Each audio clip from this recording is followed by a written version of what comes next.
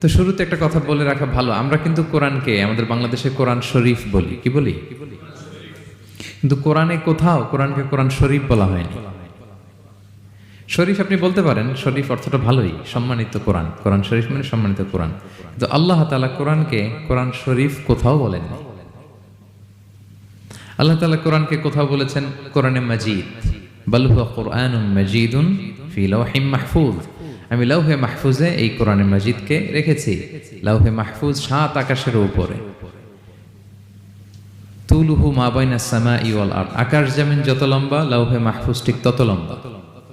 ওয়া আরদুহু মা বাইনাল মাশরিকি ইলাল মাগরিব, পৃথিবীর প্রাচ্য থেকে পাশ্চাত্য যত দূর লাউহে মাহফুজ প্রশস্ততার দিক থেকে ঠিক তত দূর। ওহু মিন দুররাতিন বাইদা, সাদা ঝকঝকে ডায়মন্ড দিয়ে আল্লাহ লাউহে মাহফুজকে তৈরি করেছেন। এটা হচ্ছে কোরআনের বাড়ি 7 আকাশের উপরে। তা আল্লাহ বলেছেন বাল হুয়া কুরআনুম